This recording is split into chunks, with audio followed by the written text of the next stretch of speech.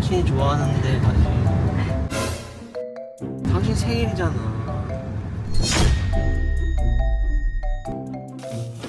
Oh? Ba't ganun? Hala! Parang may naiwan kami.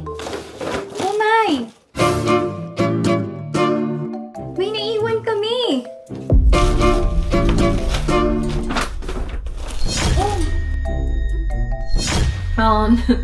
I think pwede namang magtampo din ang nanay sa anak, no?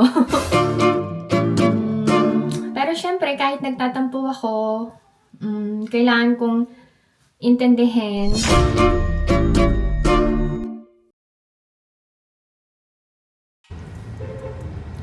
Happy Father's Day! It's Father's Day today, Napa. Your birthday. Happy birthday. Thank you! Where are we going?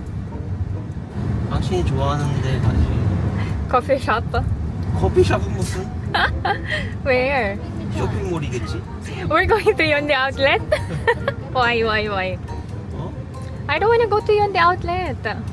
당신 생일이잖아. You're gonna buy me a gift? 그건 모르지. But I don't wanna go shopping, really. I don't wanna... 간다? Ah, really? 유턴한다, 유턴. No, let's go. Let's go. Wow, thank you so much. Annyeong! Hi everyone! Welcome back to my channel and this is my life in Korea. Samahan nyo kami ngayong araw na to. Actually, si Alex, sabi niya, magbihis ka wife, may pupuntahan tayo. Sabi ko, saan? Ay niya sabihin, yun pala sa Yonde Outlet. Kasi, lately, nagtitipid talaga ako. Alam nyo na, marami akong gastos nung dumating yung family ko dito. So, wala talaga sa budget ko yung pag-shopping. But, thank you kasi nga,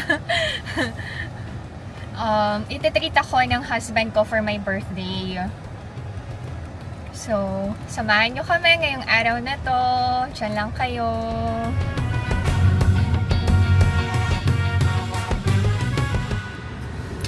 오늘은 당신 생일이니까 당신 사고 싶은 거 마음대로 사. Wow! Are you ready? 하나만. Naman. You said everything that I want to buy. Ano ba yan? 하나만. No. 아, 마음대로 해. Thank you.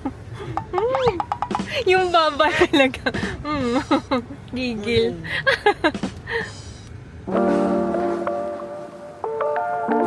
I'm going to buy your gift first. Let's go to New Balance. 유발? Oh, New Balance. New Balance! Dalan ko siya ng training set. Madaming sale today Sakto. Wow.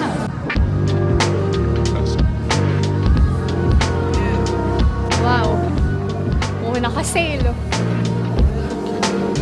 Wow. 팬츠 살라고. Oh. Bilang ko ng t-shirt si Izu. Ganda nito. This color, Inapa, you don't have this color. And this. Huh? Okay. Ito maganda rin. This. Kano to? 39,900 lang. Ang cute ng bag. Feeling ko magugustuhan to ni Ina. Pero masyado maliit Ay, mas malaki Fitting room. I'll wait for you. You together? Para sa... Together daw. Oh! 아니 카메라는 꺼야지. Let me check. 괜찮은데? Ayan, may... Oh, iko 괜찮다. Broad ang shoulder ni Alex Masyadong malapad. Oh! 멋있는데? Okay, let's buy 2 sets. Okay. Inapa. Daming tao today. Naka-sale yung brand na gusto ni Ina. Bilahan na din namin siya. Okay, buti na lang may size pa. Thank you, Lord. Oh, I think Ina's going to like this backpack. Or this. They are on sale. Instead na ako yung mag-shopping, di ba? Para kay Alex, Ina, and EJ na yung nabili namin. Ang daming sale. Okay, ang 8 seconds super sale. Naka-sale yung Coron, pero hindi ko kasi kailangan ng bag. Pa, let's buy here. Igo. Ano ba ya? Ito yung gusto kong bilhin. Buy this place. Yung sa Tandy, alanganin yung size sa akin. So, hindi na ako bumili doon. Hanap ako ng ibang shoes. Okay. Dito sa Shoe Gallery, 40%. Ay, ito parang ang ganda.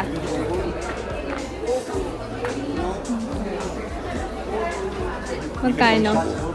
238,000 won. 40% daw. Malay mo naman. Check ko nga.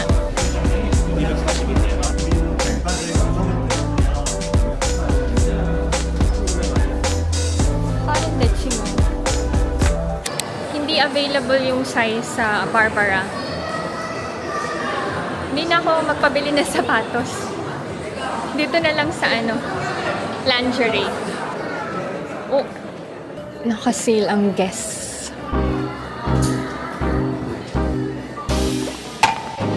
Nakabili na ako sa Guess. Okay, eto. It's either this or this. Mahal nga, 79,000 won. Okay, done.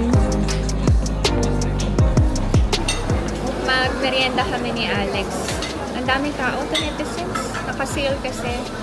Sabi ko kay Alex, parang di naman ako nag-e-enjoy siya shopping for my birthday kasi ang mga napamili namin, mostly kay Alex and para sa mga kids. Sabi ko sa kanya, perahin mo na lang.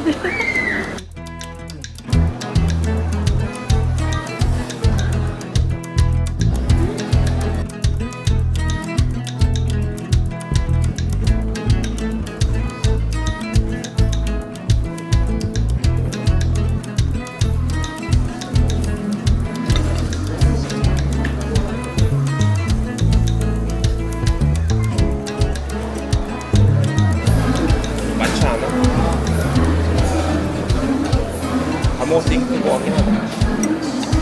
어차피 나 저녁에 조금 먹어야 되니까.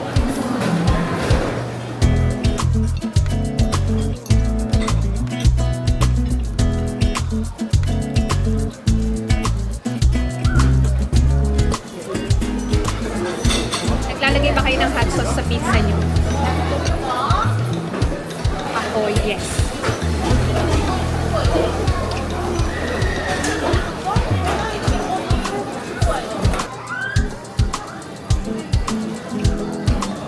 Ng merienda. Shopping ulit. Hindi ako papayag na wala akong mabili para sa sarili ko. Birthday ko kaya. Uy, naka 2+1 sa Levi's. Since 2+1, tatlo na yung pinili ko. Sukatin ko tong lahat. Oh, kensya nande?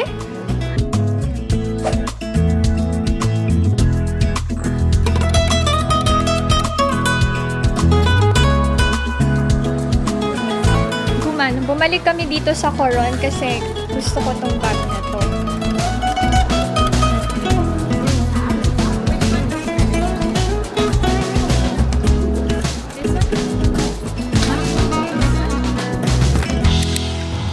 Uwi na kami.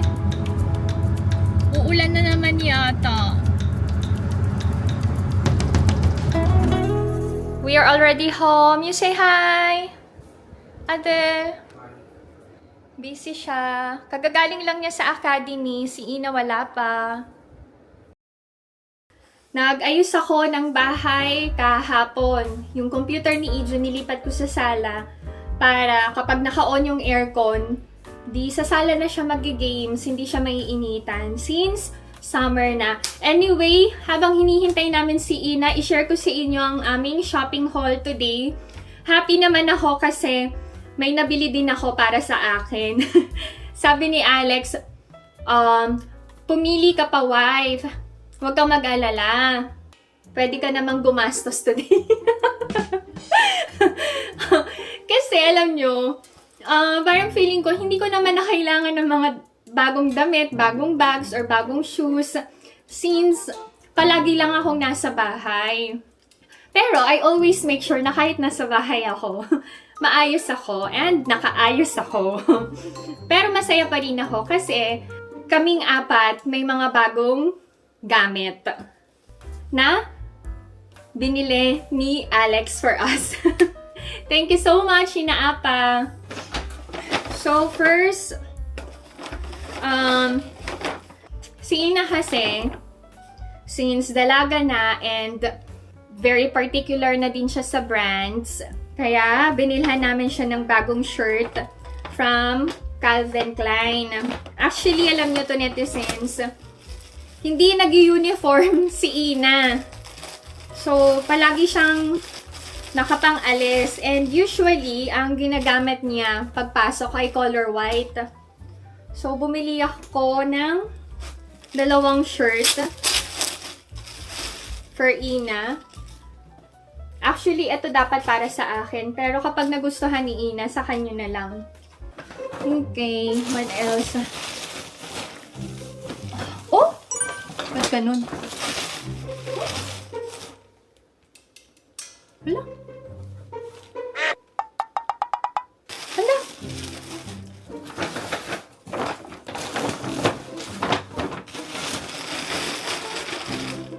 Oh. Parang may naiwan kami. Oh my! May naiwan kami. Oh. Hindi pala. Akala ko may naiwan kami dun sa pizza house na kinainan namin ng merienda. Naloka ako. Anyway, ito pa. Si Ina kasi, mas comfortable siya sa loose na shirt. So, brand niya din tong CGP. Ito yung color na gusto niya. Pamasok naman niya yan sa academy.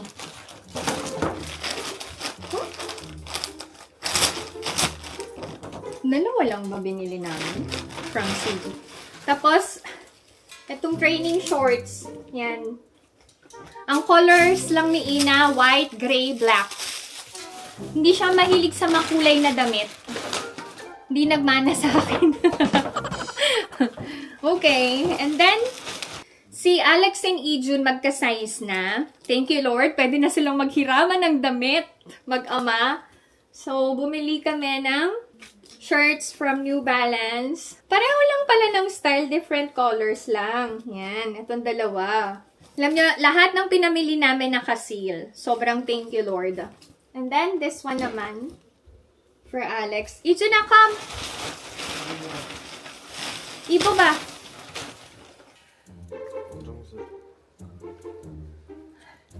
Ibo ba ko ramyanan? Try it on. Ayan na naman talaga! Tapos, training shorts for Alex.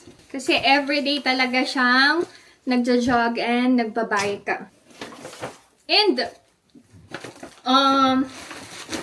nagpalit na pala ako ng brand ng Andes ko. Dati kasi pinopromote ko yung Andes from Chaju. Pero kasi, na-discover ko na mas maganda yung fitting ng Guess.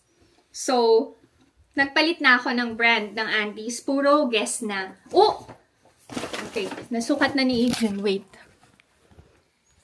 Do you like that? Black or white? Black. Okay. Ay, alam nyo ba, buti na lang nagpunta kami sa Levi's kasi ang Levi's, kapag nagsisale sila, palaging 2 plus 1. Any items yun, basta 2 plus 1. Pero yung libre na isa is yung pinakamura. So, kaming mag-asawa, nakabili ng shorts plus skirt naman para sa akin. Kanina, hindi ko na napakita sa inyo nung sinukat ko since maraming tao. Nakakahiya naman. Etong midi jort. Ito yung medyo mahal na sabi ko kay Alex, sana hindi ko na binili. Pero sabi niya, okay lang wife kasi birthday mo naman. And then, etong icon skirt ng Levi's. Tapos si Alex, alam niyo, nagulat ako kasi pinili niya tong color na to. Dati kasi binilan ko siya ng maroon na short na favorite niya talaga. Kung hindi pa napunit-punit, hindi niya talaga ipapatapon sa akin. So finally, napalitan na yung maroon short. Medyo touch pa rin ng red ang color. Ito yun. Okay, and lastly na to netizens, alam nyo, nakasale ang Coron. So, ginrab ko na yung opportunity na makabili talaga ng gustong-gusto kong bag. Since summer, usong-uso yung rattan na bag. So, nag-check ako sa H&M. Okay naman yung style. Ang hindi ko lang nagustuhan is yung texture ng rattan. Kasi, kapag rattan bag, ang tendency, medyo rough yung texture. Pag binitbit mo siya and may close contact sa damit, lalo na yung mga sensitive yung tela, ang tendency, magkakaroon ng run. So, hindi ako bumili from H&M. And last time, nagpunta kami sa Daihon de Seoul. Namamahala naman ako dun sa rattan bag since every summer ko lang gagamitin. So, sobrang bait ni Lord kasi mayroong sale sa Coron na rattan and sobrang smooth ng texture. Hindi ko kailangan mag-alala na gamitin to, lalo na sa mga linen or yung cotton na damit. Kasi, hindi rough yung texture ng pagkaratan niya. So, this one is from Coron. Naka-sale to. So, yan. Finally, nabili ko yung gusto kong bag. Kahit hindi ko nabili yung gusto kong sapatos today para sa birthday ko, at least nabili ko yung gusto kong bag. Paulit-ulit ako to netizens. Perfect to for everyday use this summer. Pwede sa shorts, dress, and all, ganyan. So, yun. Ang dami kong natanggap na regalo from my husband. Sapat na. Sobra-sobra na nga. Pero hindi pa tapos ang aming celebration ba to ng birthday ko? I think ito na yung pinaka-celebration ng birthday ko. Since Monday yung birthday ko, may pasok si Alex and ang mga kids. So, hindi talaga kami makakapag-celebrate ng kompleto kami. So, we decided na ngayon na lang i-celebrate. Wala pa si Ina. Nag-message siya kanina. Sabi niya, gustong-gusto na daw niya sumama mag-shopping. Wala kasi talaga silang time magkapatid. Pero, after finals, magkakaroon na talaga sila ng time para sa sarili nila, para sa mga friends nila, and para sa family. Medyo relax na sila nun. Samahan nyo kami to netizens sa dinner namin, ha? Saan lang kayo? Dumating na si Ina from academy. Kakain na kami ng dinner.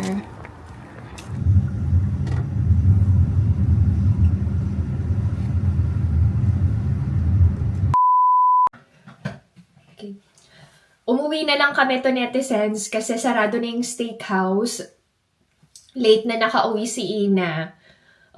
Alam nyo, habang lumalaki yung mga kids, lalo silang nawawala ng oras sa family. Lalong-lalo na si Ina kasi busy talaga siya sa pag-aaral.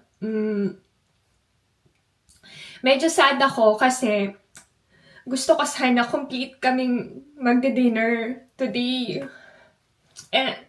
Not just for me, kasi birthday ko, pero of course, gusto ko din na i-treat yung mga kids kasi nga sobrang sipag nilang mag-aral.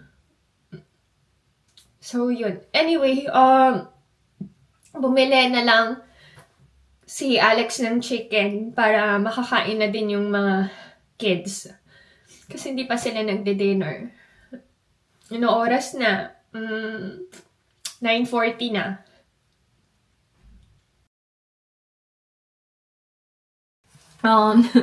I think pwede namang magtampo din ang nanay sa anak, no? Ang totoo niyan kasi nagtatampo ako kay Ina. Kasi may schedule talaga kami ng family dinner. Pero late na siya umuwi. Pero syempre, kahit nagtatampo ako, kailangan kong intindihin na pinaprioritize yung studies niya kasi next week, finals na nila. So, yun. Pero ayoko na mag-vlog to netizens. Gusto ko nang mag-rest.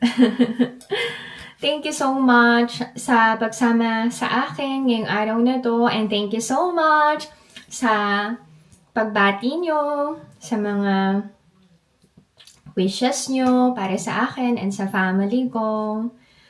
Yun. Itutulog ko lang to, tapos okay na ako.